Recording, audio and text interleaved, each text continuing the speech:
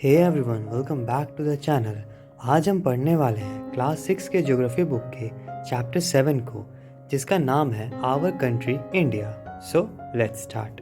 अब first question है, name the major physical division of India. India के major physical division के बारे में बताना है। तो इसका आंसर है, India is marked by a diversity of physical features such as mountains, plateaus, plains, coasts, and islands. The major physical division of India are the Himalayas, the northern Indian plains, the Great Indian Desert, the peninsular plateaus and the islands. यहाँ पे कहा जा रहा है कि India में काफ़ी सारे फिजिकल फीचर्स हैं, जैसे कि माउंटेन्स, प्लेट्यूज, प्लेन्स, कोस्ट और आइलैंड। लेकिन इनमें से जो मेजर फिजिकल डिवीजन है वो है द हिमालयाज़ है, जो हमारे हिमालयन माउंटेन्स होते हैं, नॉर्दर्न इंडियन प्लेन्स है, द ग्रेट इंडियन डेजर्ट है, द पेनिनसुलर प्लेट्यू है और हमारे कुछ आइलैंड्स हैं। अब यहाँ पे कुछ एडिशनल इन्फॉर्मेशन दिए गए हैं जिनको आप अपने आंसर में ऐड कर सकते हैं। बोला जा रहा है the Himalayas are divided into 3 categories. Himalayas हमारे जो है 3 कैटेगरी में डिवाइडेड है। पहला है the greater Himalayas, the middle Himalayas and the lesser Himalayas. अब यहाँ पे डेजर्ट के बारे में बताया गया, तो the great Indian desert is a dry, hot and sandy stretch of land and has a very little vegetation.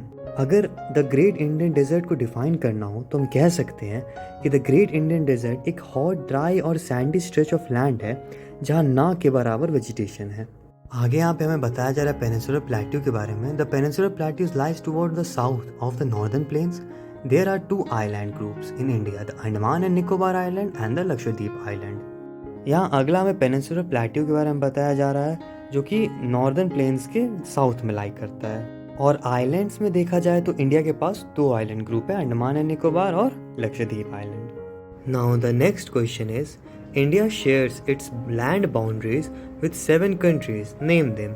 यहाँ पे हमें बताना है इंडिया के पड़ोसियों के बारे में जिसके साथ इंडिया अपना बाउंड्री शेयर करता है।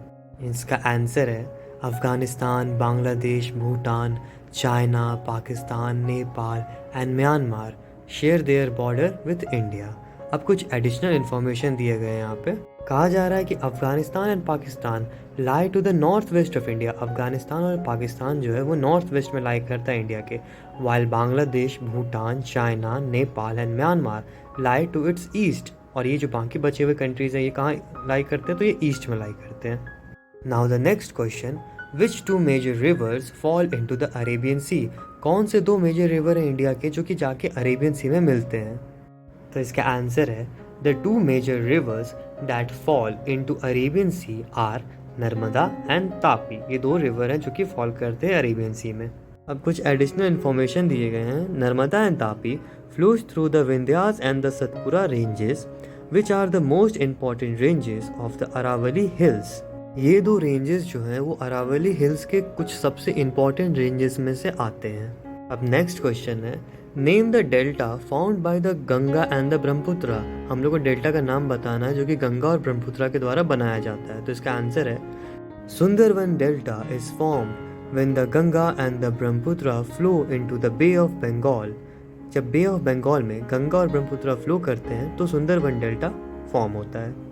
Now additional information, the rivers Mahanadi, Godavari, Krishna and Kaveri drain into the Bay of Bengal. ये सारे रिवर भी बे ऑफ बंगाल में जाके ड्रेन करते हैं। These rivers form fertile deltas at their mouth and Sundarban delta is one of them. Next question है, how many states and union territories are there in India? Which state have a common capital? इसका answer है, there are 29 states and 7 union territories in India. 29 states और 7 union territories है। The states of Haryana and Punjab have a common capital, Chandigarh, and Andhra Pradesh and Telangana have a common capital, Hyderabad. Now the next question, why do a large number of people live in the northern plains? Northern plains पे इतना सारा population क्यों है India का?